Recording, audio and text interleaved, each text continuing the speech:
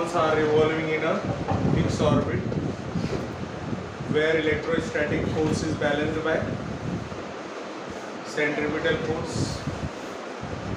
Similarly, जैसे अगर हम लोग दूसरी बात करते हैं तो सेकेंड लॉ में देखा कि लॉ जो इलेक्ट्रॉन्स होते हैं किसी भी ऑर्बिट में रिवॉल्व होते हैं without radiating of any kind of energy, जहाँ पे उनका मोमेंटम क्या रहता है, कंजर्व रहता है। सबसे पहले अगर अपन बात करें फर्स्ट पोस्टुलेट्स के अकॉर्डिंगली तो 1/4πε0 E²/r² mv²/r, राइट।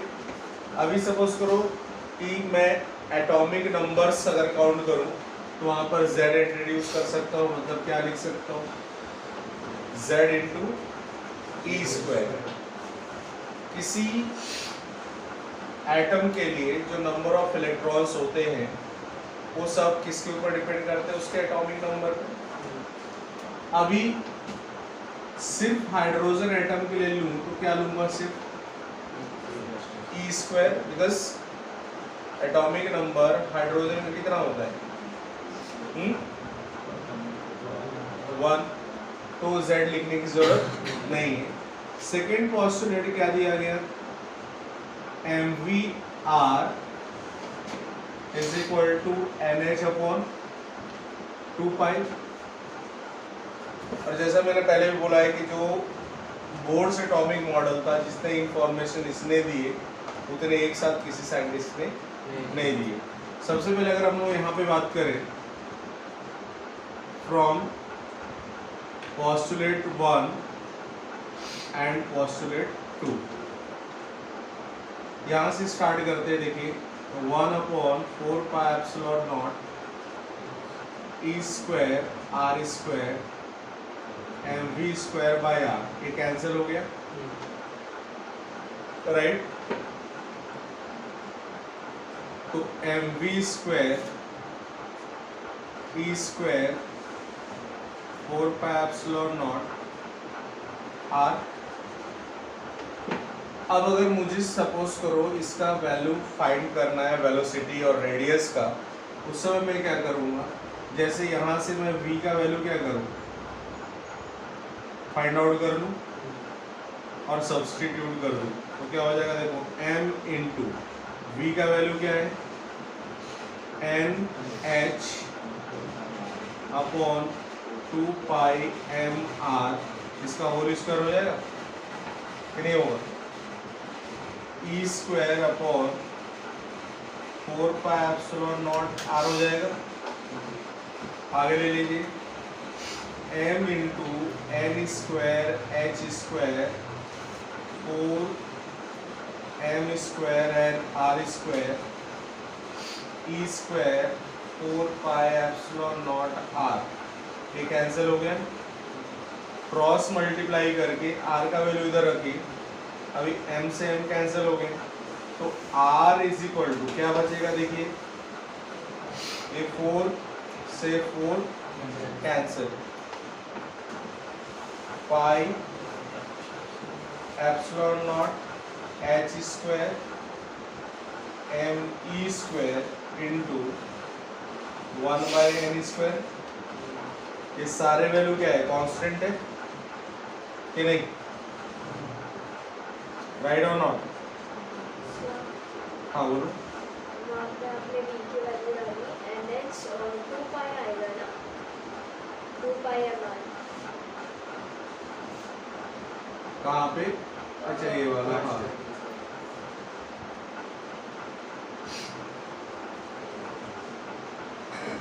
यहाँ π² भी होगा तो पाई कैंसिल हो जाएगा।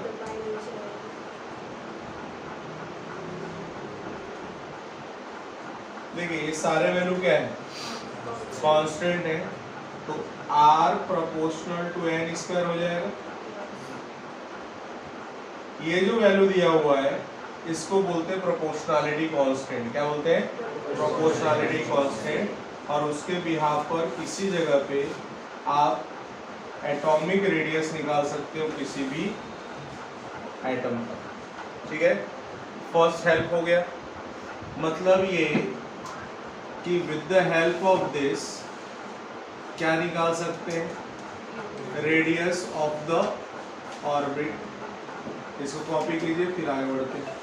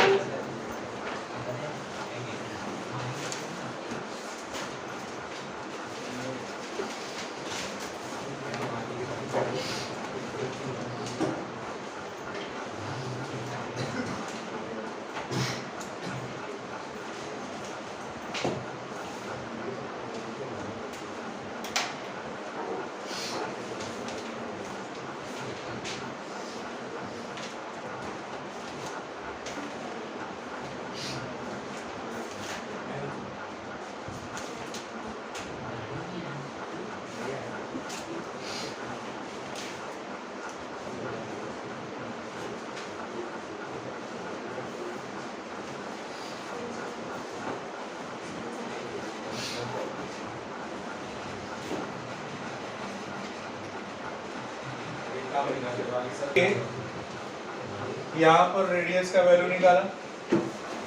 अभी क्या लिखा है, वेलोसिटी। वेलोसिटी के लिए क्या करो, ये जो आर का वैल्यू उठा के यहाँ सब्स्टिट्यूट कर दो, राइट और नॉट, या इस फॉर्मूले में सब्स्टिट्यूट कर दो। मेरे पास क्या है, M V R N H upon 2 pi, right. तो v is equal to N H upon 2 pi M R हो जाएगा। आर का वैल्यू जो यहाँ निकाला वो सब्स्टिट्यूट कर दो, राइट और नॉट। तो आर का वैल्यू क्या है मेरे पास, N H upon 2 pi M epsilon not H square N square pi M E square, right. Any confusion?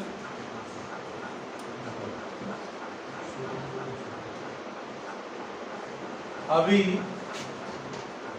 पाई से पाई कैंसिल, एम से एम कैंसिल, इधर ये कैंसिल। अभी ई स्क्वायर कहाँ आ जाएगा, E square 2 epsilon not H into 1/n लिखता हूँ। कोई कंफ्यूजन? अब देखिए, again this all value are constant, तो वापस क्या हो गया, v inversely proportional to. It means जैसे जैसे नंबर ऑफ ऑर्बिट इंक्रीज होते जाते हैं वैसे वैसे वेलोसिटी डिक्रीज होती जाती है। यहाँ पर आपने देखा रेडियस निकल गया, वेलोसिटी निकल गया। अगर मैं यहाँ लेके चलता हूँ, सपोज करो टोटल एनर्जी फाइंड आउट करना है, then kinetic energy is equal to 1/2 mv²। अभी मेरे पास इस जगह पे देखो, ये फॉर्मूला दिख रहा है, mv²/r है, नहीं है? इधर बोर्ड पे देखो, since mv²/r is equal to 1/4 pi epsilon naught e²/r² है। r से r कैंसिल हो गया, करेक्ट। तो इसको मैं क्या लिख सकता हूँ, 1/2 mv² is equal to 1/8 pi epsilon naught e²/r नहीं लिख सकता। तो काइनेटिक एनर्जी का फॉर्मूला क्या बन गया, 1/8 pi epsilon naught e²/r। Equation 1। Potential energy का फॉर्मूला होता है -1/4 पाई एप्सिलॉन नॉट e²/r। अब इक्वेशन 1 और 2 से देखेंगे तो total energy is equal to kinetic energy plus potential energy. देखो 1/πε0 e² r कॉमन है, तो क्या हो जाएगा 1/4πε0 e² r, ब्रैकेट में क्या बचा मेरे पास 1/2 - 1, तो रिजल्ट क्या हो गया -1/4 8 8πε0 r e²। मतलब किसी भी ऑर्बिट में इलेक्ट्रॉन की टोटल एनर्जी कितनी होती है वो भी इसके हेल्प से निकाल सकते हैं, राइट और नॉट। अगर r का वैल्यू यहां मैं सब्स्टिट्यूट कर दूं और सारी वैल्यू जब कैलकुलेट करूं तो मेरे पास जो En का वैल्यू आता है जिसको हम लोग total energy -13.6 electron volt upon n² आता है। इसका वैल्यू यहां पर r का वैल्यू सब्स्टिट्यूट करने के बाद, ε0 का वैल्यू रखने के बाद, चार्ज का वैल्यू रखने के बाद ये टोटल अपना रिजल्टेड तैयार होता है। किसके लिए, किसी भी ऑर्बिट में जो इलेक्ट्रॉन है उसकी टोटल एनर्जी कितनी होगी। इट मींस बोर्स पोस्टुलेट से कितने सारे इंफॉर्मेशन निकल रहे दिख रहा है आपको। इसको कॉपी कीजिए फिर आगे बढ़ते हैं।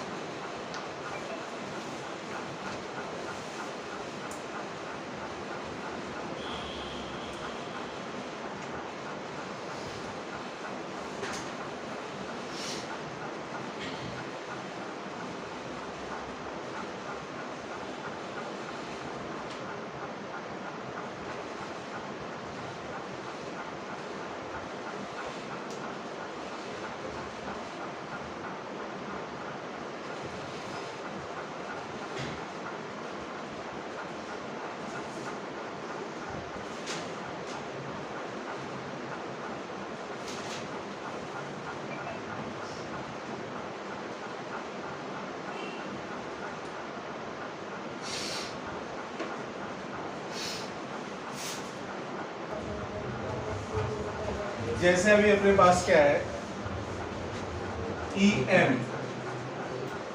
EM is equal to -13.6 electron volt upon n²। First Bohr's orbit n का वैल्यू कितना होगा 1।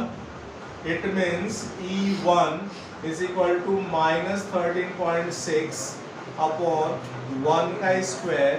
It means -13.6 electron volt.